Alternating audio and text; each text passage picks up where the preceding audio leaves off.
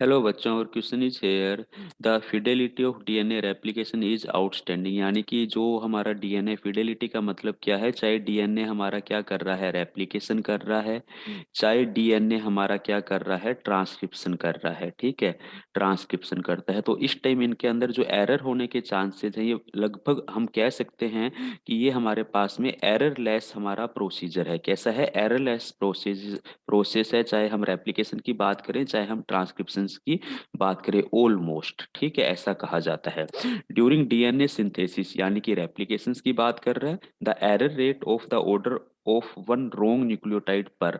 तो यहाँ पे पूछा गया है, जो हमारा न्यूक्लियोटाइड है, जैसे ये डीएनए स्टैंड है हमारा, ठीक है। अब हमें पता है कि डीएनए स्टैंड का जो नया स्टैंड बनेगा, इसके अपोजिट होगा। ए टी से जुड़ेगा, सी हमारा जी से जुड़ेगा, जी है तो वो सी से जुड़ेगा, और टी है तो वो ए से जुड़ेगा। तो ये एरर होने के चांसेस, एक न्यूक्लियोटाइड के एरर होने के चांसेस कितने होते हैं, ये पूछा गया है।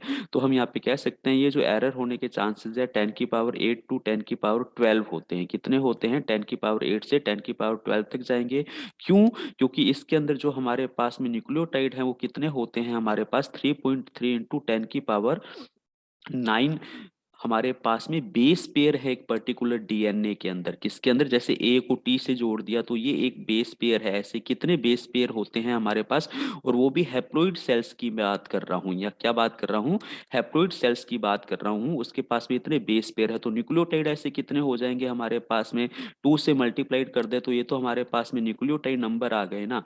तो ये न्यूक्लियोटाइड नंबर है हमारे पास में हैप्लॉइड सेल्स के। जब इनकी रेप्लिकेशन हो रही है, तो एरर होने के चांसेस हमें 10⁸ टू 10⁻12 मिलते हैं। ठीक है, बाकी सब ऑप्शन हमारे यहाँ पे गलत जाते हैं। तो ये बिल्कुल सही स्टेटमेंट जाता है, option C. Okay, thank you.